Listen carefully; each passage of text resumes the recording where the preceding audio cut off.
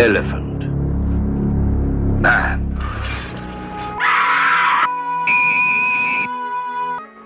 Stand up! Turn around! Mister, why is your head so big, mister? He is English. He is 21. His name is John Merrick. People pay money to see your monster, Mr. Treves. I'll collect it. You're the monster, you're that freak.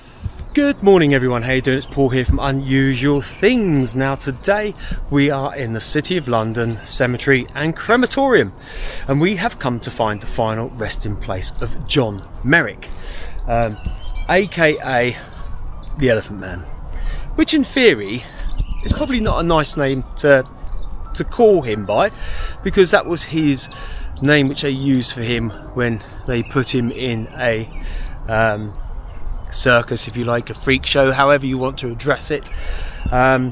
So yeah, John, or Joseph as his real name is, Merrick.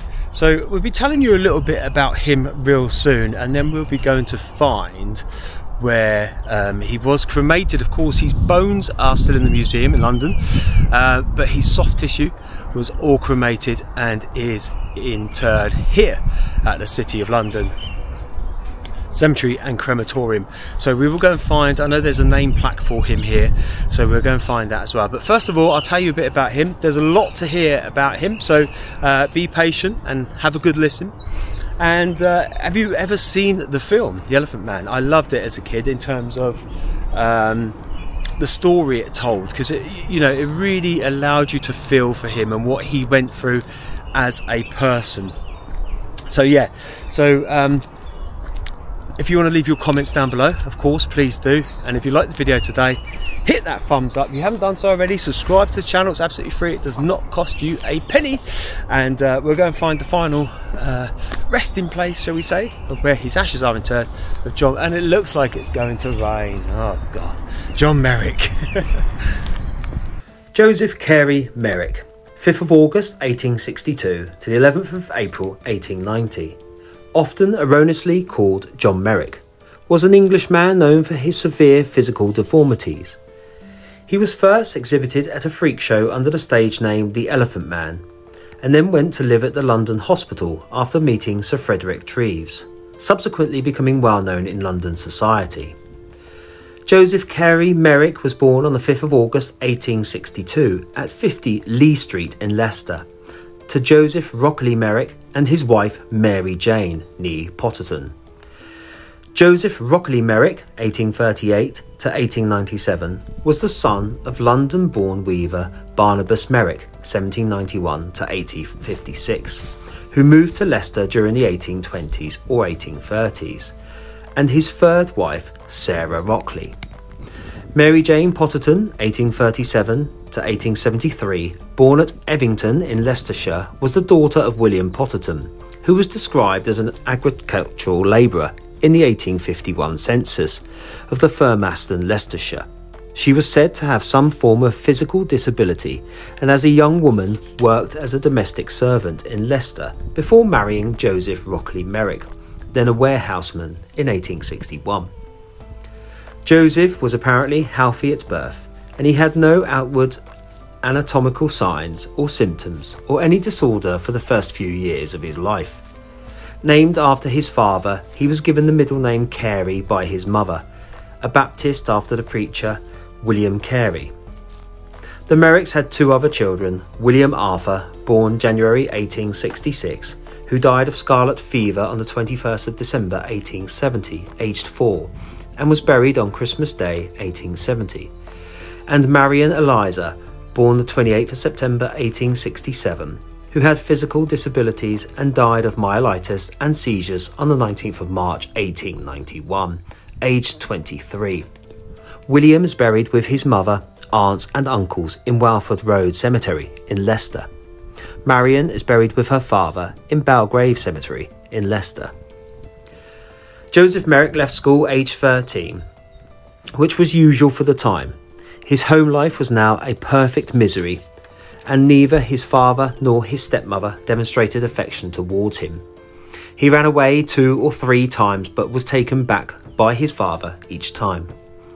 At 13, he found work rolling cigars in a factory, but after 3 years the deformity of his right hand had worsened to the extent that he no longer had the dexterity required for the job. Now unemployed, he spent his days wandering the streets looking for work and avoiding his stepmother's taunts. As Merrick was becoming a greater financial burden on his family, his father eventually secured him a hawker's license, enabling him to earn money selling items for the haberdashery shop, door to door. This endeavour was unsuccessful because Merrick's facial deformities rendered his speech increasingly unintelligible, and prospective customers reacted with horror to his physical appearance. People refused to open the door to him, and they not only stared at him but followed him out of curiosity. Merrick failed to make enough money as a hawker to support himself. On returning home one day in 1877, he was severely beaten by his father and he left home for good. Merrick was now homeless on the streets of Leicester. His uncle, a barber named Charles Merrick, on hearing of his nephew's situation, sought him out and offered him accommodation in his home. Merrick continued to hawk around Leicester for the next 2 years, but his efforts to earn a living met with little more success than before. Eventually, his disfigurement drew such negative attention from members of the public that the commissioners for hackney carriages withdrew his licence when it became up for renewal. With young children to provide for, Charles could no longer afford to support his nephew. In late December 1879, now 17 years old, Merrick entered the Leicester Union Workhouse. One of 1,180 residents in the workhouse, Merrick was given a classification to determine a place of accommodation. The class system specified the department or ward in which a resident would reside, as well as the amounts of food he received. Joseph was classified as Class 1 for able-bodied people. On the 22nd of March 1880, only 12 weeks after entering the workhouse, Merrick signed himself out and spent 2 days looking for work, with no more success than before. He found himself with no option but to return to the workhouse. This time he stayed there for 4 years. Around 1882, Merrick underwent surgery on his face. The protrusion from his mouth had grown to 20 to 22 centimetres, severely inhibiting his speech and making it difficult to eat. The operation was performed in the workhouse infirmary under the direction of Dr. Clement Frederick Bryan, during which a large part of the mass was removed. Merrick concluded that his only escape from the workhouse might be through the work of human novelty exhibitions. He wrote a speculative letter to Sam Torr, a Leicester music hall comedian and proprietor that he knew. Torr came to visit Merrick at the workhouse and decided he could make money exhibiting him. Although to retain Merrick's novelty value, he would need to put on a display as a travelling exhibit. To this end, Torr organised a group of managers for his new charge music hall proprietor John Ellis, travelling showman George Hitchcock and fair owner Sam Roper. On the 3rd of August 1884, Merrick departed the workhouse to start his new career. The showman named Merrick the Elephant Man and advertised him as half a man and half an elephant. They showed him around the East Midlands, including in Leicester and Nottingham, before moving him on to London for the winter season. Hitchcock contacted an acquaintance showman, Tom Norman, who ran penny gaff shops in the East End of London, exhibiting human curiosities. Without the need for a meeting, Norman agreed to take over Merrick's management, and Merrick travelled with Hitchcock to London in November 1884. When Norman first encountered Merrick, he was dismayed by the extent of his deformities, fearing his appearance might be too horrific to be a successful novelty. Nevertheless, he exhibited Merrick in the back of an empty shop on Whitechapel Road. Merrick slept on an iron bed with a curtain drawn around to afford him some privacy. Observing Merrick asleep one morning, Norman learnt that he always slept sitting up, with his legs drawn up and his head resting on his knees. His enlarged head was too heavy to allow him to sleep lying down, and as Merrick put it, he would risk waking with a broken neck. Norman decorated the shop with posters that Hitchcock had produced, depicting a monstrous half-man, half-elephant. A pamphlet was created titled The Autobiography of Joseph Carey Merrick, giving an outline of Merrick's life to date. This brief biography, whether written by Merrick or not, provided a generally accurate account of his life. It did contain an incorrect date of birth, but Merrick was always vague about when he was exactly born. The Elephant Man exhibit was moderately successful and made money primarily from the sales of autobiographical pamphlet. Merrick was able to put his share of the profits aside in the hope of earning enough money to one day buy a home of his own. The shop on Whitechapel Road was directly opposite the London Hospital, ideally situated for medical students and doctors to visit, curious to see Merrick. One such visitor was a young house surgeon named Reginald Tuckett, who, like his colleagues, was intrigued by the Elephant Man's deformities. Tuckett suggested that his senior colleague, Frederick Treves, should pay Merrick a visit.